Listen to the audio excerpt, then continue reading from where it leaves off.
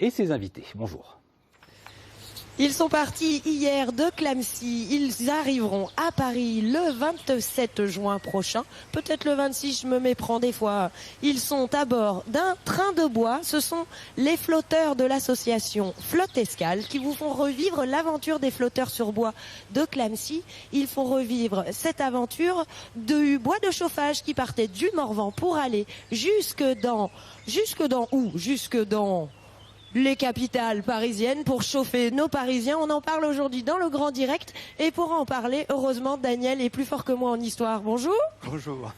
Racontez-nous, on voit nos amis loin derrière nous arriver progressivement au rythme de 2-3 km/h. Ces flotteurs sur bois ont traversé nos rivières pendant 3 siècles. Voilà, là nous avons une reconstitution sur le canal puisque nous ne pouvons plus naviguer sur l'Yonne, mais à l'époque des trains de bois, c'était une navigation sur la rivière Yonne, puis la Seine. Ils transportaient des bûches, en fait leur radeau servait à alimenter les Parisiens en bois. Voilà, il y avait un besoin énorme de bois sur Paris, donc l'idée c'était d'approvisionner Paris en faisant flotter le bois. Donc entre le Morvan où était coupé le bois et Clamecy, ces bûches arrivaient en vrac, je dirais, à bûche perdue comme on disait, et l'idée qui date de 1547, a été de constituer des grands radeaux à partir de ces bûches, de les lier d'une manière très, très pratique et de repartir avec ces radeaux sur Lyon, puis sur la Seine pour arriver à Paris. C'était très précis, des trains de 72 mètres. Là, ils font 36 parce qu'ils ne rentrent plus dans nos églises. Nos écluses. Oh, nos églises. Voilà. Non, alors déjà à l'époque, on partait de Clamecy avec des 36 mètres parce que Lyon jusqu'à Cravant n'était pas navigable pour des trains de 72 mètres. Et c'était avant l'arrivée à Auxerre qu'on jumelait 2 trains bout à bout de manière à avoir un train de 72 mètres. Et c'est de ça dont on peut être fier. Hein. On est les seuls à avoir des trains de bois. Les autres jetaient le bois comme ça dans les rivières, mais nous, on a constitué des vrais trains. Voilà, oui, le flottage à bûche perdue était pratiqué dans d'autres régions, mais l'originalité du flottage à Clamecy, c'est cette construction de radeaux, de trains, pour poursuivre le voyage. Nos flotteurs, là, comme on les appelle, c'était des gaillards costauds qui partaient toute l'année. Combien de stères de bois ils transportaient à chaque fois? Alors, un train faisait 200 stères. Un train faisait 200 stères. Et chaque année, dans les années de pointe, vers 1800, c'était des centaines de stères, puisque en 1804, c'est 750 000 stères de bois qui sont arrivés à Paris, qui sont partis de Clamecy. Alors je me tourne vers vous, Monsieur Durand. Vous êtes le président. C'est vous qui avez initié ce projet en 2011. Comment vous est venue l'idée et quelle était l'idée? L'idée, c'était de profiter de ce patrimoine qui est tout à fait exceptionnel, tout à fait original, pour en faire un fer de lance pour promouvoir toute la région Nivernais-Morvan et le canal du Nivernais. Vous avez donc motivé une troupe pour voilà, parler de la région au travers du flottage, mais vous n'étiez pas spécialiste du flottage. À l'époque, non, et puis petit à petit, on s'est documenté parce qu'il existe beaucoup d'informations sur le sujet pour pouvoir bien comprendre comment les choses se faisaient. Et puis, effectivement, on n'a pas formé vraiment une troupe, mais une équipe soudée dans laquelle tout le monde a un rôle bien précis à jouer et dont l'aboutissement est aujourd'hui cette opération Un train de bois pour Paris.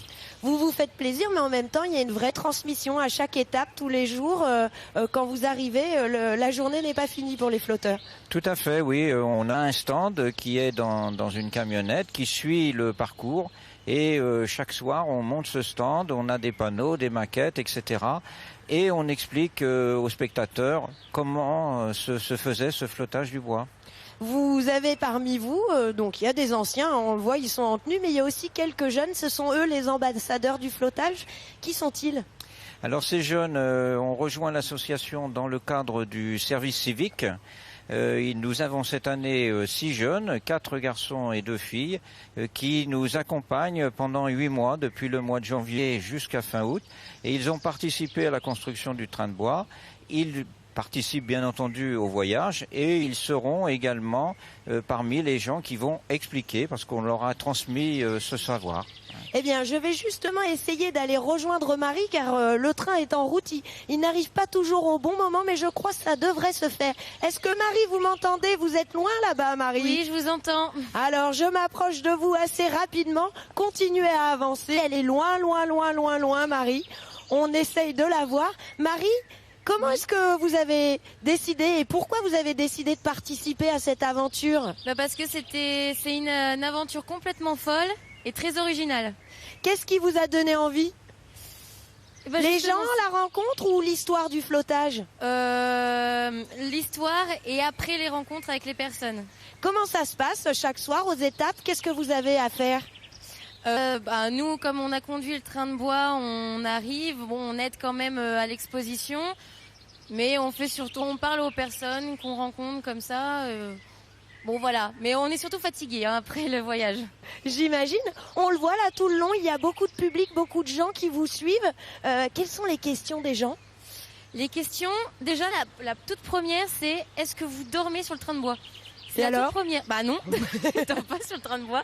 Et après, ils nous demandent si à cette époque ils dormaient sur le train de bois, et la réponse elle est toujours non, puisque avec les traversins et les chantiers, je les vois mal quand même.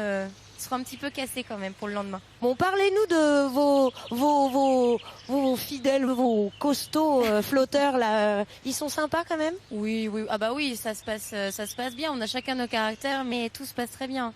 Bon, Marie, qu'est-ce qu'on peut vous souhaiter une fois arrivé à la capitale? Ça va faire quand même quelque chose d'arriver sous la Tour Eiffel.